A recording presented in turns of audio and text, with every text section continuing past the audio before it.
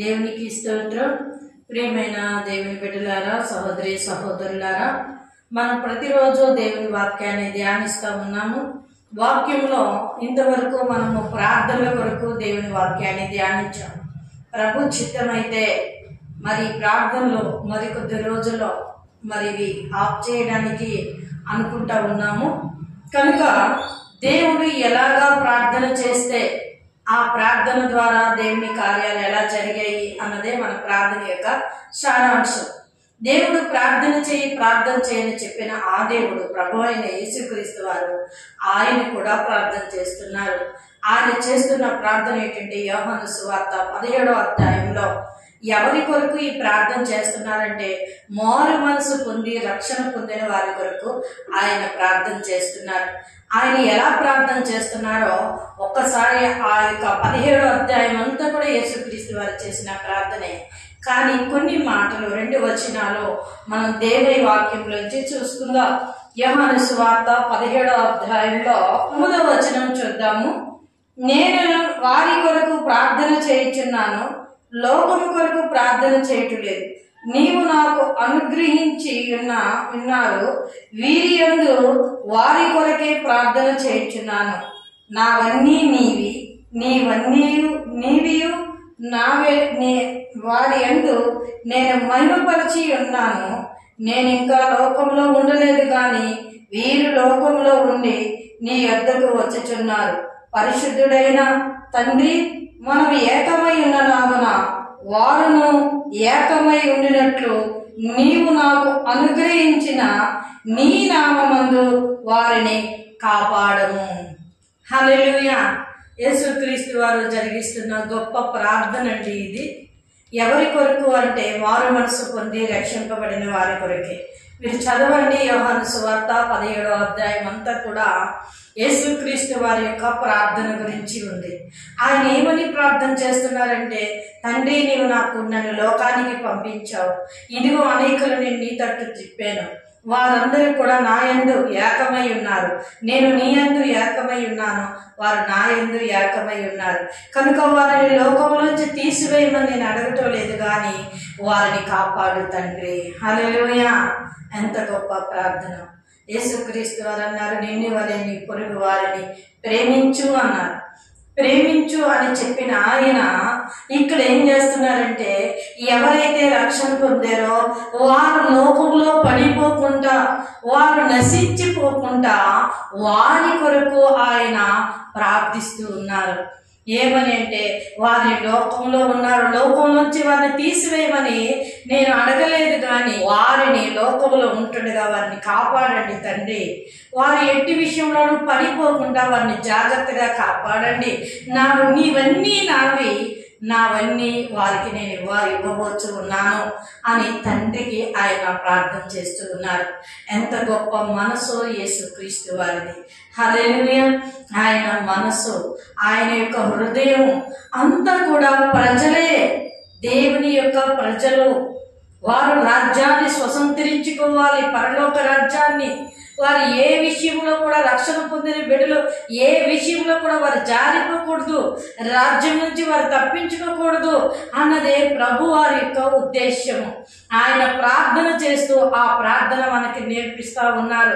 నశించిపోతున్న వంటి వారి కొరకు, జారిపోతున్న వంటి వారి కొరకు ఎలాగా ప్రార్థన చేయాలో మాదిరికరంగా ఆయన మనకి 17వ అధ్యాయంలో గొప్ప ప్రార్థన చేస్తూ ఆయన మనకి చూపిస్తా ఉన్నాడు.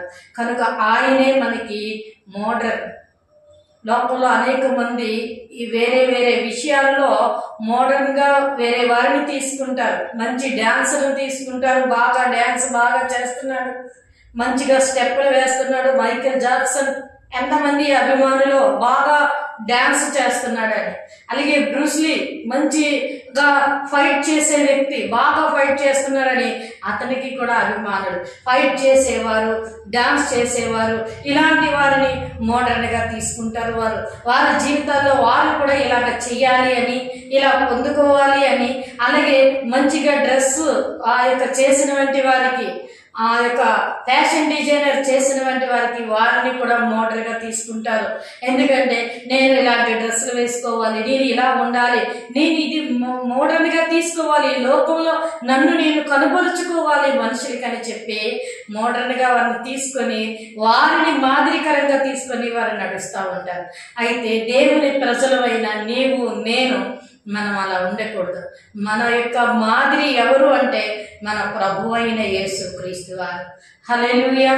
ఆయన ఎలాగ ప్రార్థించారో, ఆయన ఎలా జీవించారో, ఆయన ఎలా నడిచారో, ఆయన ఎలా మాట్లాడారో, ఆయన మాటల ద్వారా ఎంతమంది ప్రజల హృదయాలు ఆదరణ కలిగాయో, ఎంతమంది బలపరచబడ్డారో, ఎంతమంది పరలోక రాజ్యపు వారసులుగా తయారయ్యారో అవి మనము మాదిరికరంగా తీసుకోవాలి, కానీ లోకాన్ని తీసుకోకూడదు. ఎందుకంటే లోకము దాని ఆశ గతించును, దేవుని చిత్తము నెరవేర్చువాడే నిలుచును అని దేవుని లేఖనం మొదటి యోహాను పత్రికలో వ్రాయబడి ఉంది.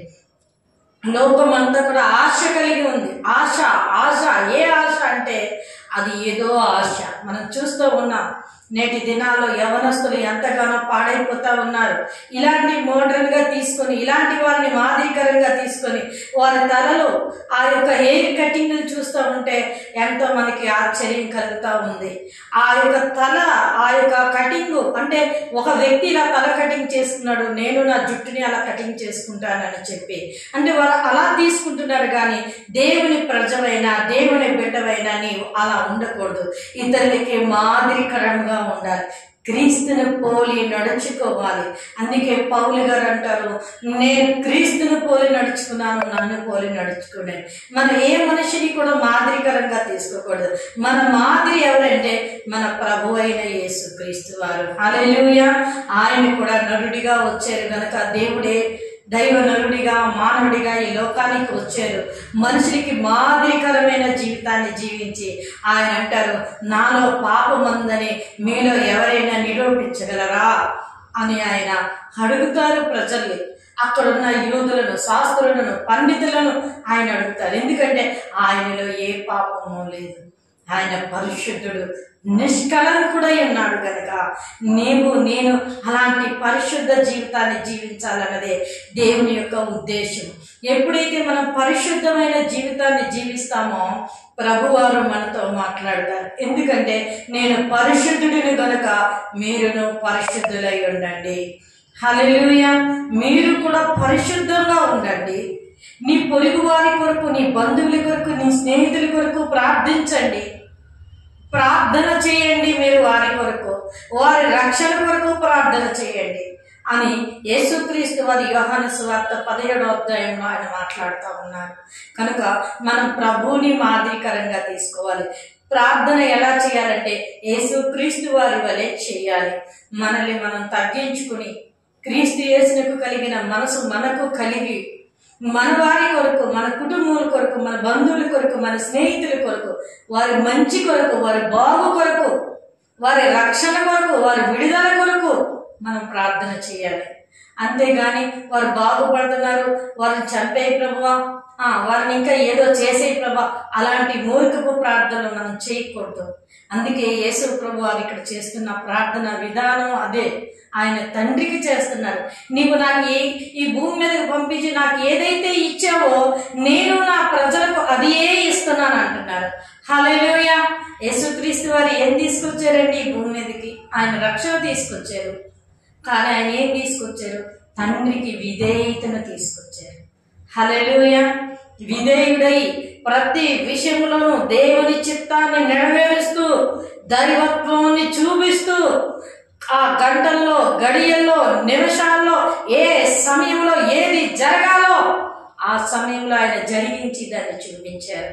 అట్టి రీతిగా విధేయత కలిగి తాను హెచ్చించుకోకుండా తండ్రి చిత్తాన్ని నెరవేరుస్తూ విధేయత కలిగి ఆయన చూపించి చివరికి ఆయన అప్పగింపబడే ముందు ఆయన ప్రార్థన చేస్తూ ఉన్నారు. నేను నీ దగ్గరికి వచ్చేస్తున్నాను తండ్రి, నా ప్రజలు ఉండిపోయారు, వారి కొరకు ఆదరణకర్తను పంపించు తండ్రి అని చెప్పి వారిని లోకం నుంచి తీసివేయమని నేను అడగలేదు, కానీ వారిని ఆత్మ చేత నడిపించు తండ్రి, నీ మహిమలోనికి వారు చేరేలాగా సహాయం చేయి తండ్రి అని తండ్రికి ప్రార్థన చేస్తూ ఉన్నారు. మనల్ని బాధించే వారి కొరకు, మనల్ని హింసించే వారి కొరకు మనం ప్రార్థన చేయాలి. అదే మన ప్రభువారు మనకి నేర్పించారు. ఓర్పు సహనము కలిగి ప్రార్థన చేయాలి. బాధించేవారు బాధపడిపోవాలి, వారిని చంపేయాలి, వారు పడిపోవాలి, వారి నాశనమే, ఇలాంటి ప్రార్థన చేయకూడదు. ఒకవేళ చేసిన దేవుడు ఆ ప్రార్థనను అంగీకరించడు. అందుకే ఆయన యోహాను సువార్త 17వ అధ్యాయంలో ప్రార్థన నేర్పిస్తూ, పట్టుదల కలిగిన ప్రార్థన, ఈ లోకంలో ఏ విధంగా ప్రార్థించాలో ఆ ప్రార్థన నేర్పిస్తూ ఆయన ప్రార్థన చేస్తున్నారు. గొప్ప ప్రార్థన ఇది. హల్లెలూయా. కనుక దేవుని ప్రజలమైన మనం అవి నేర్చుకోవాలి. యేసుక్రీస్తు వారి పదాల చెంత అవి నేర్చుకుని అలాగా మనం ప్రార్థన చేసినప్పుడు దేవుని కృప మనల్ని ఆవరిస్తూ ఉంటుంది. యేసు ప్రభువారే సృష్టికర్త, ఆయనే తండ్రికి ప్రార్థన చేశారు. ఎందుకంటే అక్కడ కుమారుడిగా నరవతారిగా ఉన్నాడు. ఎందుకు ఆయన అంటే అది మనకి మాదిరికర భవిష్యత్తులో ఉన్న మనల్ని గుర్తు పెట్టుకొని అది మనకి నేర్పిస్తూ ఉన్నారు ఆయన. కనుక మనం కూడా అలాంటి ప్రార్థన చేద్దాం. పొరుగు వారిని ప్రేమిస్తూ, మనల్ని హింసించే వారి కొరకు, నిందించే వారి కొరకు, అవమానించే వారి కొరకు మనం ప్రార్థన చేద్దాం. మత్తయి సువార్త 5వ అధ్యాయంలో ఏమంటారంటే, నిన్ను హింసించే వారి కొరకు ప్రార్థించి, నిన్ను నిందించే వారి కొరకు ప్రార్థించి, వారి కొరకు ప్రార్థన చేయి. జనులు నిన్ను నిందించి హింసించినప్పుడు మీరు సంతోషించి ఆనందించుడి, ఎందుకంటే పరలోకంలో మీ ఫలము గొప్పదవుతుంది అని చెప్తా ఉన్నారు ఆయన. వాళ్ళు నిందించారు, వాళ్ళు హింసించారు, వాళ్ళు చంపే, వారిని పొడిచే, వారిని కట్టే అని ప్రార్థన చేయకూడదు. మనం సంతోషించాలంటే అలాంటి సమయంలో. ఎందుకంటే పరలోకంలో, మోక్షంలో నీ కొరకు, నా కొరకు దేవుడు దాచిన ఆ యొక్క ఫలం ఏమవుతుందంటే అది బహుగా గొప్పదిగా మారుతాము. కనుక మనం అలాంటి ప్రార్థన చేద్దాం. దైవత్వంలోనికి అనేకులకి మాదిరికరంగా నిలబడదాం. అనేకుల రక్షణ కొరకు, విడుదల కొరకు, మోక్ష ప్రాప్తి కొరకు ప్రార్థన చేద్దాం. దేవుడిచ్చిన దేవుని ఆశీర్వాదాలు పొందుకుందాం. అలాంటి ప్రార్థనతో యేసుక్రీస్తు వారి యొక్క మాదిరికరమైన జీవితాన్ని లోకానికి చూపిస్తూ మనం ప్రత్యేకింపబడి ప్రభు ప్రజలుగా అనేకులకి ప్రభు వారిని కనుపరుస్తూ మనం ముందుకు వెళ్దాం.